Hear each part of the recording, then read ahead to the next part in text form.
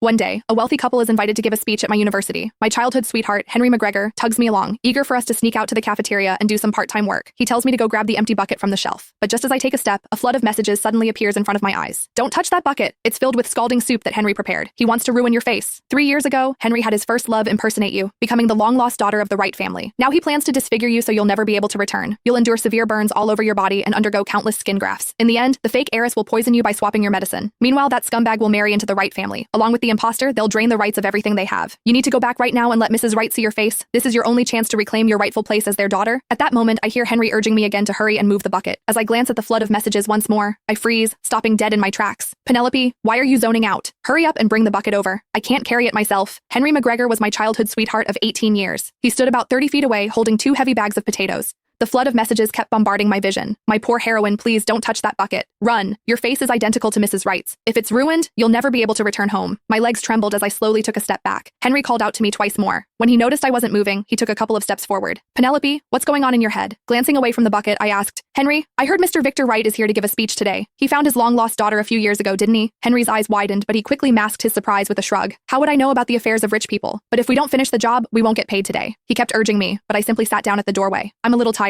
Can I rest for just 2 minutes? Henry's anxiety grew. You can rest after moving the bucket. The more anxious he got, the more suspicious I became. Ignoring him, I took out my phone and quickly searched online. Sure enough, I found the Wright family's news from 3 years ago. The young woman crying in Ursula Wright's embrace was none other than Clara O'Malley, our childhood friend. It made sense now why Clara had changed her last name to Wright just as freshman year started. She had even told me it was because a fortune teller had advised her to do so. Biting my lip, I held out my phone to Henry, who was still pressing me to move the bucket. Isn't this Clara? Henry swallowed hard, avoiding my gaze. I guess so, but I've been busy with work. I don't have time to worry about such trivial things. Now, hurry up and move the bucket, will you? Once we're done, I'll take you out for some crawfish. Why was he changing the subject? It was obvious he was hiding something. It felt like my heart was being ripped from my chest. I was just 2 years old when I was abducted. A year after arriving at my new home, my adoptive parents abandoned me. It was at the orphanage where I met Henry. He was the same age as me. We grew up together as childhood sweethearts and eventually found ourselves at the same university. Over the years, he took great care of me. He'd save up to buy me snacks and even took me out during the holidays. When my classmates teased me for being an orphan, he took up martial arts just to protect me. He even pinned down the ones who bullied me and made them apologize. 5 years ago, he gave me a bouquet of roses and confessed his feelings. He knew that roses were my favorite flowers. He promised his eternal love, assuring me that we were each other's one and only family. I'd always pictured Henry and me getting married and spending forever together after graduation, but just 2 years after I became his girlfriend,